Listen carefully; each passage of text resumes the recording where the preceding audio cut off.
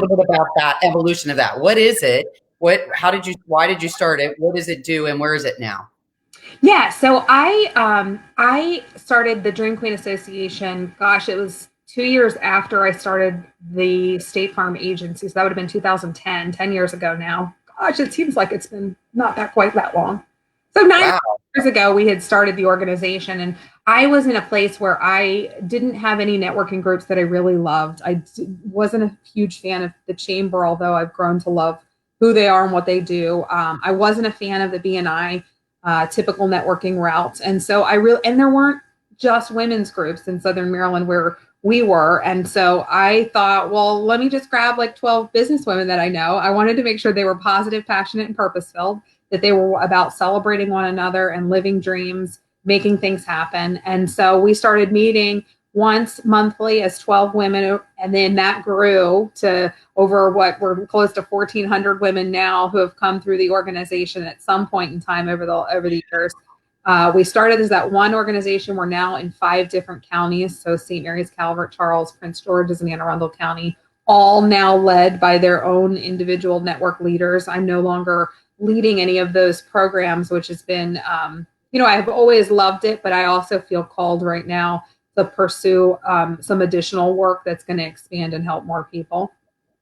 So, um, yeah, that's the foundation. And then what happens? So we have this really cool, unique format that we do inside of the foundation. That's one introduction. So that's your typical networking, right? The second round is celebrations. Who are you? What do you want to celebrate personally? And what do you want to celebrate professionally? And when I talked about propping yourself up earlier and having that support system around you, that's the thing, right? I think as women, so often we forget to celebrate. Like if for so long in our culture, it's not been a place where we're tooting your own horn and saying how great you are and being able to speak up for yourself is something that we were really taught how to do. At least I wasn't. And so this became a practice. It was a skill that I learned about a year after I opened my business from a woman's course that I took in New York City. And this was like fundamental to that course. You had to do this sharing and bragging and celebrating on yourself every day. So it became very habitual, but it also was a great way to stop and pause and think about all the great things that you were doing. And I just think so often we forget in a day to day that there's a lot of big stuff that we can celebrate. And so that became fundamental for the agenda within the nonprofit, and personally and professionally, because we're working moms, a lot of us, right? I had my daughter 7 years ago feels like. Almost. She's in the middle. She'll be 7 in August. So, but working moms, we've got plates full of all kinds of ambitions and desires that we want to have. And so it's not just about celebrating the professional. I think the personal is so important too.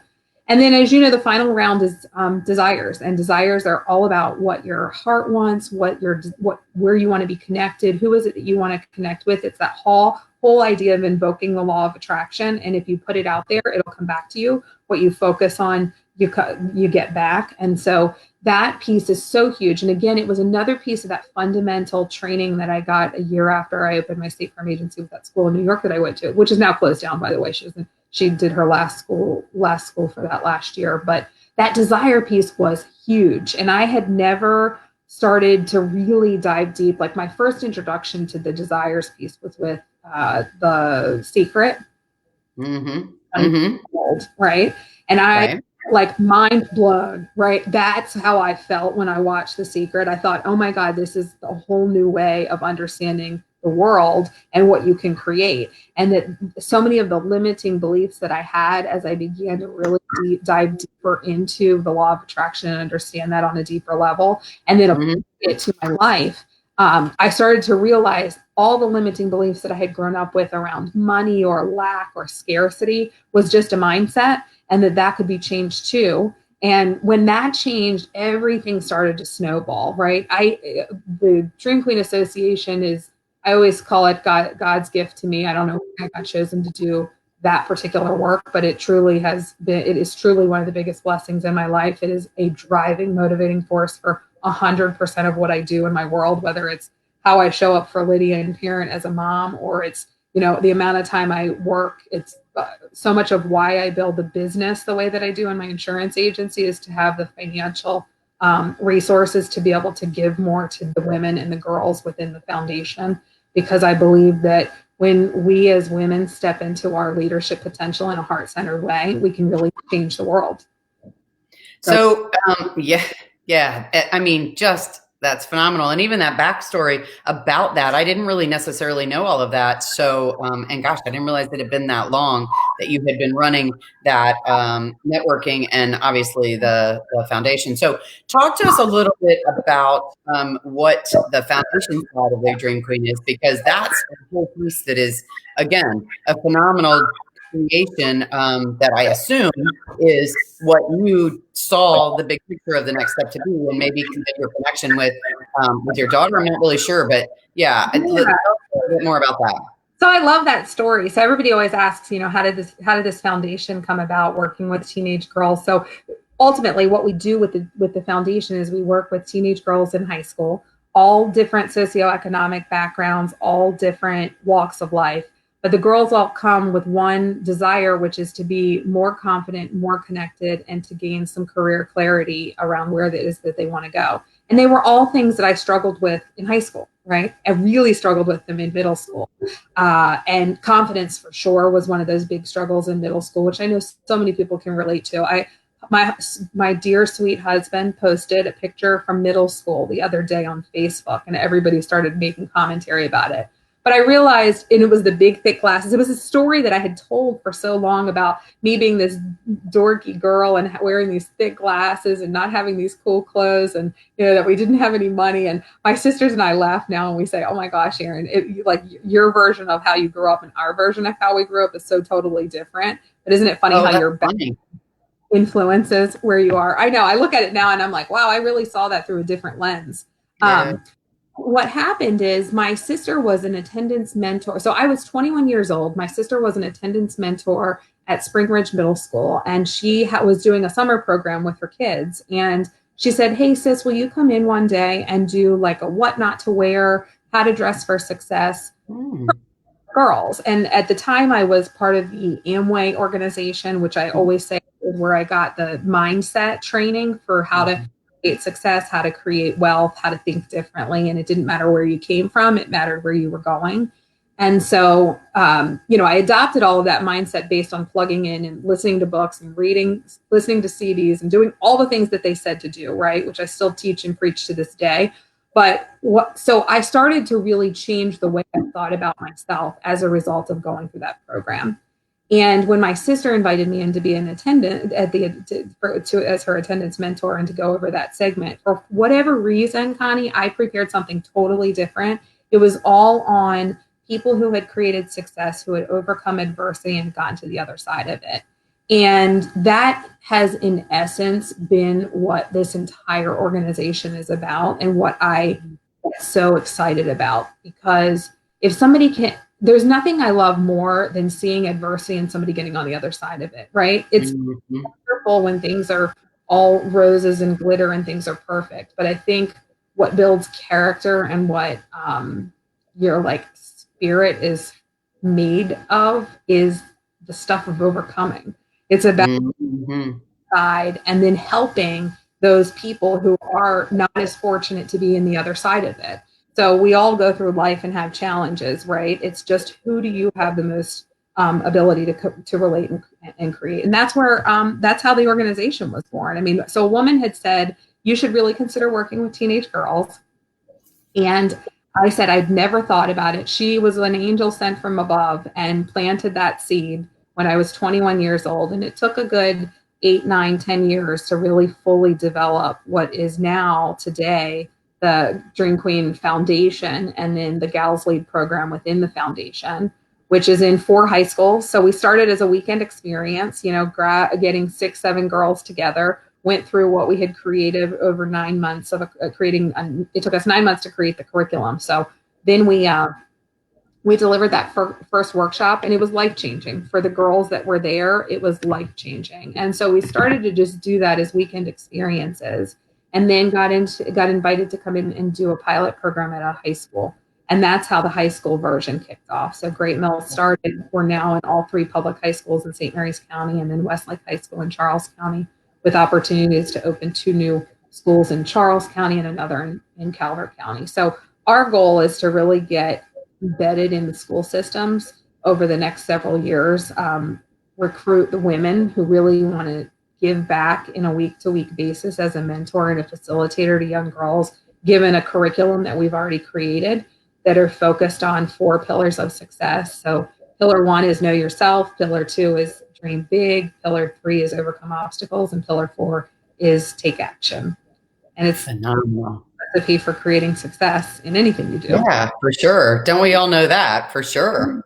Yeah. So to be able to give this to teenage girls at a young age has been awesome. I got an email and a phone call the other day from one of our facilitators at Chopticon, and she said, we're seriously changing lives. Like Erin, this child did not have a huge support system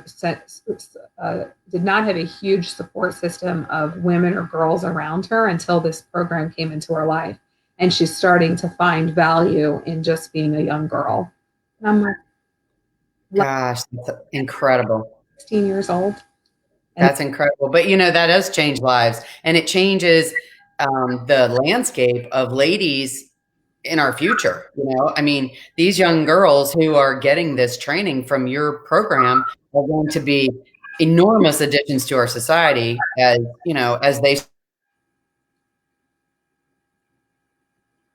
start to grow, people that they know and the young people that they surround as they grow. I mean, it's just viral in its own nature, but what you're doing, it's incredible. So I'm just so thankful to get to know you, but then to be part of, having helping out with these types of things and knowing and seeing the amazing things that you're doing. So on top of that, ladies and gentlemen, let's talk about, you're also on and I know I said that wrong, a task force of the governor's office, and I know that's wrong. Tell all of us what that's about, the program that you're involved in with the governor's office.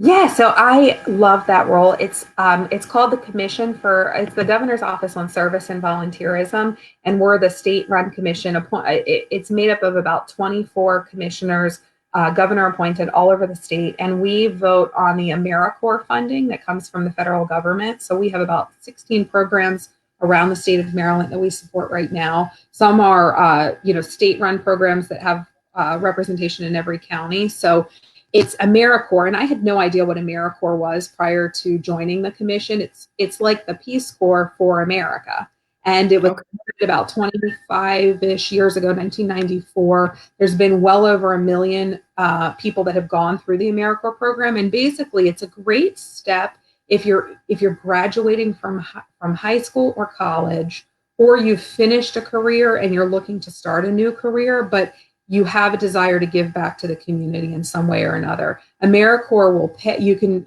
earn income for that, and you can also earn an education stipend in the state of Maryland, $6,500 for that. So it's a great opportunity. And then in addition to that, which is a huge primary function of that commission, the second role of the commission is really to recognize and support volunteers and service all over the state of Maryland. So anybody that runs a nonprofit organization or any company who encourages service and volunteerism within their community has an opportunity to be recognized through a handful of awards that the governor. There's the Governor's Service Awards. There's that work with businesses, all kinds of organizations. There's a youth division, and then there's an African American award ceremony that happens. In addition, you can, as a nonprofit, you can be awarded citations, volunteer certificates for showing up with the organization and volunteering your time. And it's just, I'm such I love uplifting, inspiring, and encouraging people's hearts and souls, have for so long. It's what gets me out of the bed in the morning. And so to know that there was even a role that I could volunteer on a statewide level, and that somebody would think I'd be good enough to do it several years ago was just a blessing. It was so cool. It's been so cool for me to see how an organization runs on a grassroots level, because that's what we did with our foundation. Of course, understanding business as well as I do running my own company, and then being able to see how things happen on a statewide down level has been just a fascinating perspective, and given a lot of opportunity to be able to see how other organizations are doing things. I think that's so important. Advice: find an organization that's doing what you want to do, model it, go after it, and do it better. Well, and the advantage in that particular scenario is we'd all like to say, oh gosh, I wish I knew how such and such was doing what they were doing. And that gives you a little bit more of the opportunity to get inside that perspective and see that a little bit better. So absolutely, that's just incredible. So as I said, the lady who has her fingers in all kinds of different things and all very successfully, you even run a couple of different groups too. That get people together, a Facebook group, a couple of other different organizational kind of groups that are just really coagulating people of different like kinds together too, which is so inspirational. I mean, you just are constantly figuring out way to add value to other people's lives and businesses, and it's just absolutely incredible. So, so let's talk about you just a teeny bit more. So you talked about your business, your primary business is your insurance agency. So tell us a little bit about that. I mean, yeah, a little over a year ago, you went out and started your own franchised agency out from under the umbrella of a national company. And so tell us a little bit about that and where you started and where you are now, because I know you guys are just setting the world on fire. Yeah, so I love what the Goosehead model represents. So Goosehead is the company, and we are a national brand. We were started out in Texas by a husband and wife couple. By the wife was the one who ran into all the challenges and decided to create something that was going to work better. Right? I love that story. So Robin. So Mark was the head of investing for Bain Capital, or head of global recruiting for Bain Capital. Super, super smart guy. Knows how to create I don't know how to say it in any other way, but bomb-ass culture. He's just awesome at being able to bring the right people together. So the culture was the first thing that drew me to the company. Mm-hmm. Because the people were amazing. The leadership team was all about getting results and doing what they said they were going to do, which was huge for me. The second thing is, so they invested their investments from the money that they made when he was working there went into their real estate portfolio. She managed the real estate portfolio along with raising, I think, 6 kids.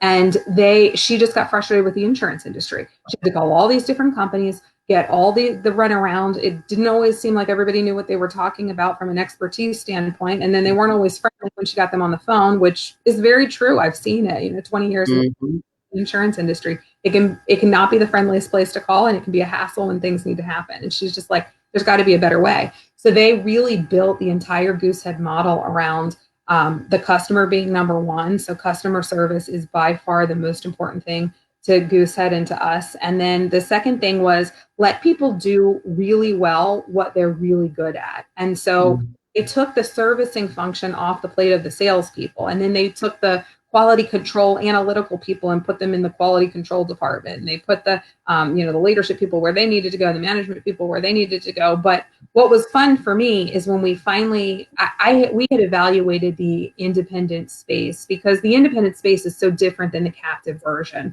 of the captive model, which is, nothing wrong with it. State Farm and Allstate are under that model. And it was different than the direct model, which is Geico and Progressive. And that was that people still, I think, want expertise when it comes to insurance. They still want to be able to pick up the phone and talk to somebody if something happens and say, how do I work through this? They want professional guidance on what coverages and endorsements that they need, especially on a homeowner's policy. And so, not to mention auto policy, but when that happens, they also want choices and options, right? Why overpay for similar product when they pretty much all do the same thing? I don't know. There's much difference nowadays in the product that you actually get, especially if you're never going to file anything. If you're just paying for something you're never going to need, right? Why overpay? So, and that wasn't necessarily the case in the culture 25 years ago. That's not how insurance was sold. But when Progressive came into the market and Geico came into the market, they totally changed the way consumers looked at insurance and the way we started to buy, right? Just like every other industry that's out there that had to adopt to the online world. Look at us today, all doing doing all of this over the computer. Right. It's so funny the way it's happened. But so the long and short was we had explored the independent space, looked at purchasing an agency or going into that model, but there were so many barriers to entry. So when we found Goosehead, and it literally was like when I talked earlier about the law of attraction and being able to create your desire list exactly the way that you want it, there couldn't be a more aligned company with how I show up in the world, how I want to represent who I am as a company, the kind of people I want to associate with, the kind of customer service we want to provide. Just everything was top notch. And so it was a no brainer. The scary part was walking away from all of what I had built in 10 years, leaving 100 the Mm-hmm. customer base and getting zero money for it, because it's not like a traditional business that you can sell. State Farm Agency isn't like a traditional business that you can sell. And so the Goosehead opportunity was appealing on a lot of levels.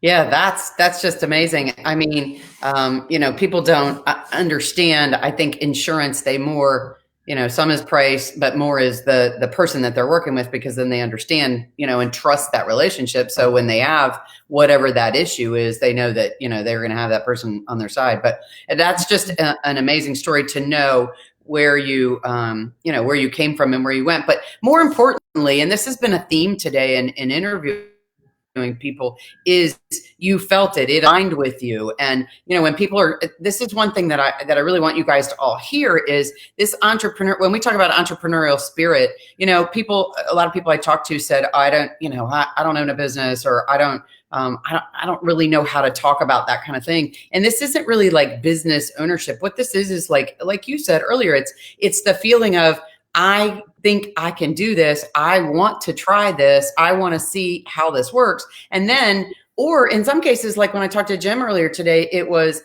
really wasn't that I was running out, going to jump in and start a business. Really what it was something came right at me and said, this is what I'm looking for. Let's get this going. And it's, that's kind of a theme in a lot of the entrepreneurial spirit kind of setting, is things don't always, you don't just wake up and go, I'm going to start a business. I mean, sometimes you do. It sort of depends if things aren't working in your current situation. But more importantly, you find something that aligns with the way that you feel like your direction, your feelings, your life, the way that you like to manage things goes. And so I like to hear that, because I do think it's kind of interesting as you talk to people from all different walks of life in this space. And that's kind of a similar kind of theme. So it's really interesting to hear you say that. So, and your stories are all just phenomenal. So let me ask you this, because, we've talked about this today with several different people, but so what do you feel like, and I think I already know the answer to this question, and I think you alluded to it earlier, but talk to me a little bit about your superpower. So when I say superpower, it's not like, oh, I'm great at this, or,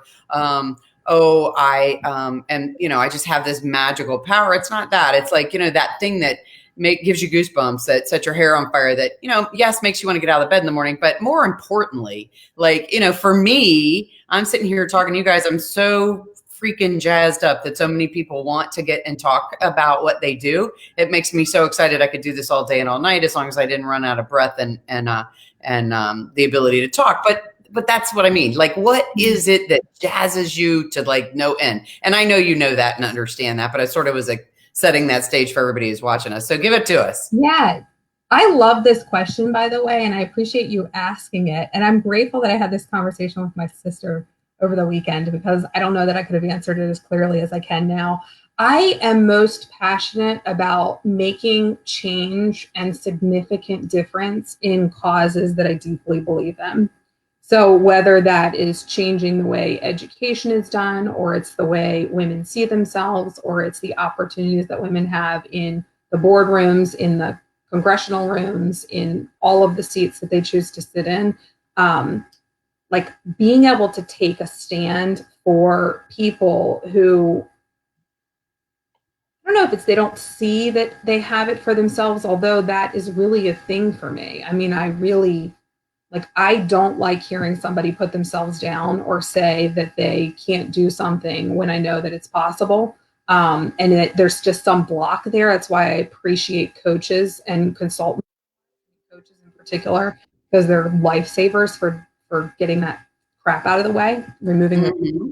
and helping you to move forward. I just, it comes back to that theme of what my sister asked me to go in and I talked about in that middle school class, is it doesn't matter where you came from. It matters where you're going.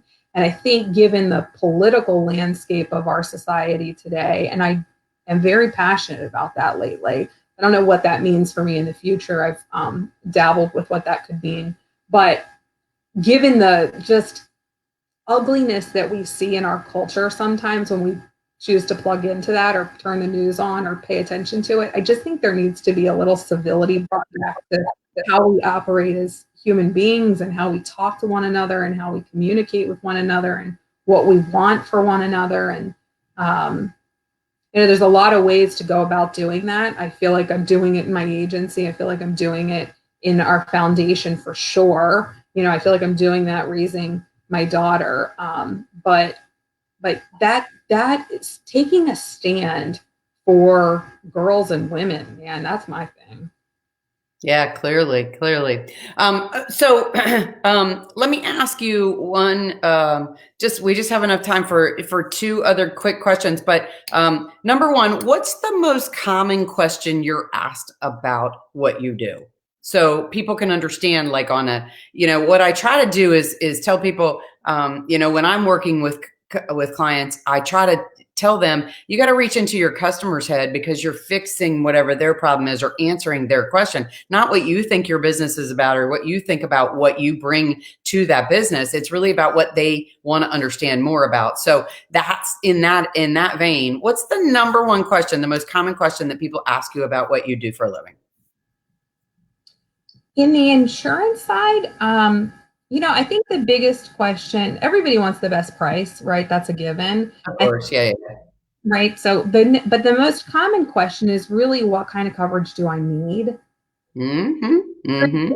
Depending on who you're talking to and the assets that someone has and the income that they make and what they have that they care about. Some people don't care about insurance and they don't care if they hit somebody's car and they have to pay legal bills for the the medical situation or the lost wages or the car being damaged. Like some people just don't care about that. But I find most people do. They just never were told it. So that what we end up doing is having a lot of conversation around the importance of liability coverage, which is what happens if something serious happens, right? The fender bender, not so big of a deal. It's a pain in the butt. Yes, it's a hassle. Yes, you have to go and get it fixed. All those annoying, frustrating things about having a car accident. But what happens if you cause a devastating situation like a car wreck where somebody doesn't walk away from it, if they're seriously injured, their life is never the same, right? What happens if a party at your house and you're sued because somebody gets seriously hurt? Like those are the things that financially can change your world in the world of property and casualty that we do. And so just making sure that people walk through that customized process with an expert who's going to actually talk to them about what's covered, what's not covered, and what they should have on their policy, I think is so, so important. Gosh, I love that. That's great. People just don't have any idea because they're just told what the terms are, and you 250 and 500 and I don't even know, and most of us have really no big understanding of what that really looks like in our operational life. So I love that. And I would love, part of the reason I asked that question is because I like to see people share things and information. Honestly, what I do, and a lot of you who know me, I do a lot of stuff on live because I like to share information. I like to encourage you to share information about the things that the people watching you don't understand, because you know a lot of stuff and you just don't even realize what's in your head and how much they need to know and how much you need to share it. So that's why I appreciate you sharing that. And that's why I asked that question. And so lastly, and probably the most simple, goofy, but just I think it's kind of fun, is the infomercial question. And I ask that because people all of us are not always the best at sharing in 10 words or less what we really do. So if you're standing in an elevator with three people, they've never met you before, the elevator stops and you all start talking around in a circle. What do you do for a living? So I work with lenders and realtors to help their clients get the best combination of price and coverage on their homeowners insurance and hopefully save them money on their car insurance along with it. I love that. Very good. So your sweet spot, see, that's a whole section that, we wouldn't even think about is, wow, if my lender knew somebody who could understand more about what I do, because who knows more about me than the lender who has every piece of finance about me? I mean, they know every dollar and cents I have everywhere. And then the realtor who knows everything about what I want in my home, all my personal side of it. Who else to better navigate me through what I need to cover all of that stuff? What a really good way to share that information. I love it. Yes. Course from you, I'm sure you got it. They're always looking, they're always looking at that line item and the best ways that they can save the client money. They see more homeowners policies, other than our industry. They're the ones that see more homeowners policies because they directly see that when they're refinancing or financing a new home. So yeah. That is phenomenal. I love it. I absolutely love it. As much as I love you and all of the things that you touch and the friendship that we have. And thank you, Lord, for introducing us several years ago. And I can't thank you enough for rounding out our day today and agreeing to be part of my interview series. You have so much information. And guys, if you want information on insurance, you want somebody who is just going to be your biggest cheerleader, because God knows she definitely is that person. I've known her for several years, and she's always on the other end of the phone if you need something. She is working with our state to make sure that things are, as she told you, to make sure nonprofits and all of those resources are dealt out appropriately. She's working with our young people in the schools. She's working to advocate for ladies and them networking together. So guys, I just can't tell you enough how appreciative I am, Miss Erin Lewis, for you being on our series today. You are so welcome. Thank you, Connie. This was fun. All right, guys, I hope you have a fantastic rest of your day. Remember to look at all of our Facebook Live posts today, because we have another amazing lineup tomorrow of speakers. And I will be posting in the next day or so all of the interviews on all of their pages as well, so you guys can see them directly on their pages, also on our YouTube channel. And I will be posting information on how to get in touch with each of these amazing people, so you can reach out to them directly if you need to work with them. Erin, can you just tell us real quick how somebody can get in touch with you if they need to? Yes. So it's yourdreamqueen.com, or Erin at yourdreamqueen.com is perfect. Fantastic. Well, again, thank you so much for your time today. Beautiful lady. I look forward to talking to you again real soon. Definitely. Thanks, Connie. Bye. All right. Talk to you later. Bye-bye. Bye-bye.